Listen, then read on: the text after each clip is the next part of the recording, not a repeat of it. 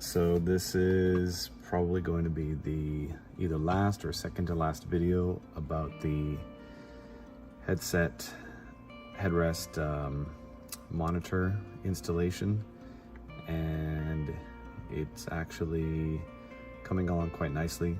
The complexity of the job is a little bit more than I had anticipated, but chipping away at these problems a little bit at a time seems to help, and kind of phasing it out incrementally rather than just doing a one big bang job and getting frustrated over it seems to be the way to do it. So in this next step here, I'm going to route through the audio video cables through the head unit, and I'm going to plug in the power as per last video, and hopefully route things out so that they're accessible by the back seat. So first step is going to be, as per last video, removing the ashtray. I'm going to give that one a start first. The unit is out. I'm going to turn it upside down, and I'm going to start removing the condition assembly for the air conditioner here. The controls should be another just straight pull-out job. So I've got my daughter helping me here. Yeah. Take apart the seat. Yeah. And the TV's being ready, and my dad lost the screw, but Daddy's gonna find it. I already found it, actually. That's one thing to note when you're taking these things out. Do not drop these black screws. They're very hard to find, even with a flashlight. So yeah. Bye. Here we have the RCA cables tied with electrical tape, just for a little more reinforcement. I'm fairly sure they won't unplug as I jiggle things around, but it's a good precaution. Now comes the tricky part. I have this cable that I have pre-soldered together, like a triple splice. Elena would like me to say the kids are in the back, so the kids are in the back. And I'm gonna feed one of these ends here through the cavity of the head unit, and I'm gonna try to see if it can route out through the outside. This is my first time trying something like this, so see how it goes. Now here come the power lines. Since this is connected in a Y splice, I'm going to attempt to feed these through the head unit cavity down here, try to make it out through this cavity for the cigarette lighter tray. So there's some success. I was able to feed things out the bottom here, so that's good news to be able to connect things to the cigarette lighter tray. It's just waiting here beside it. I'm going to feed the other side now of the audio video cable. So just a quick note, I had to actually stick my fingers in quite deep to wait for the receiving end here in order to fish it out. Otherwise it gets caught underneath if you don't feel it with your fingers. So routing it with my left and pulling it here with my right. So I've gone ahead and taped up these with electrical tape once again, just like the ones in the back here. And I have my daughter waiting behind me very patiently with her Winnie the Pooh, hoping to see this project just completion. So also gone to the effort of taping these down as well so they don't jump and rattle out of control. It also makes it look a little bit more neat, so the next time I pull this off, I know what's going where. It's easier to manage and move around. I may never see this again, but just in case. And there should be plenty of space here in this cavity.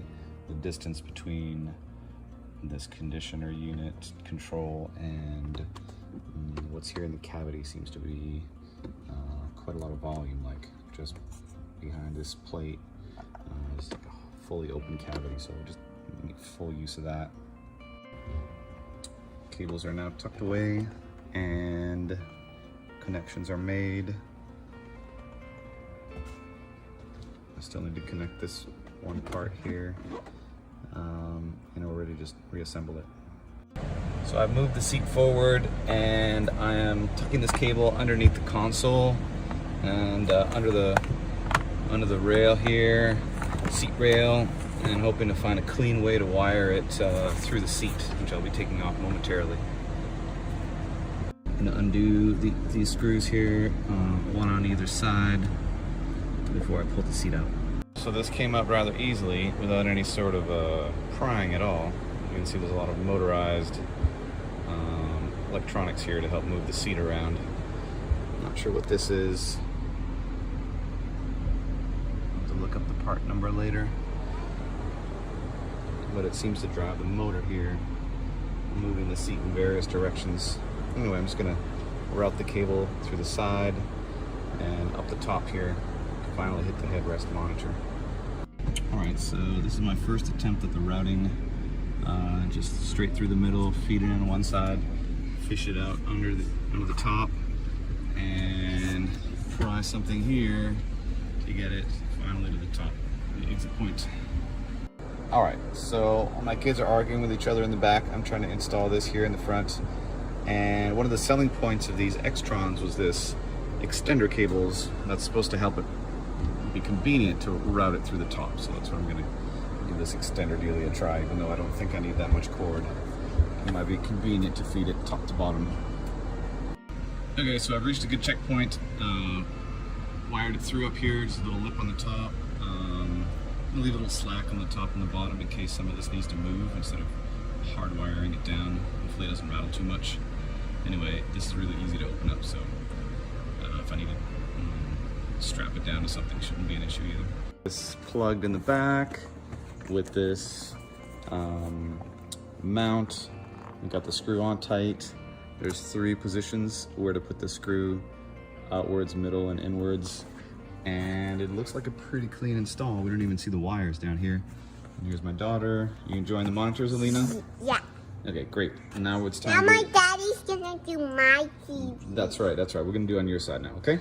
Oh yeah, and you put the TV on here, right, Daddy? Yes, that's exactly it. And this looks like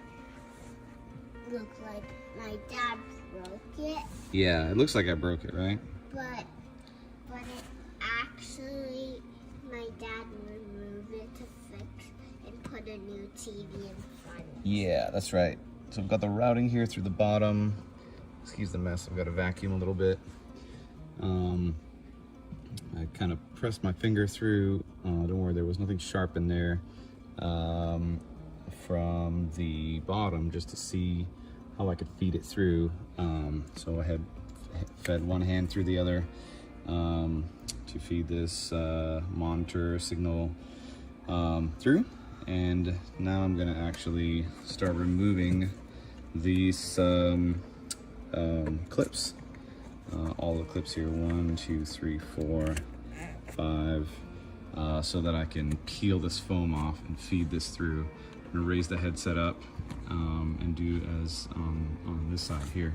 This side looks like it worked out okay. There's nothing visible or dangling here that the kids can trip on. So that is all good. I'm gonna give the same approach here. All right, everything's screwed in place. These kick mats, they're here. Kids love to kick things, put their feet up and all that. The monitor is way out of view of that. So anyway, just to show you guys what it looks like before the put down. This can slide up and down quite easily and freely. That works for my situation. Just gonna have it rest at the bottom, but it helps me slide the monitor in. Okay, so here are the monitors installed here. We got the movie The Fugitive playing, thanks to Uncle Jojo who bought them years ago. Finally have a chance to watch them. We got all 3 screens playing at the same time. It looks pretty slick, and that's a wrap. Here's my daughter. She's super excited to watch the movies for the first time. Yeah, she's gonna watch The Descendants, and it's gonna be fun. I can't hear Daddy. Hold on, crank it up. So yeah, we're playing it here in the front.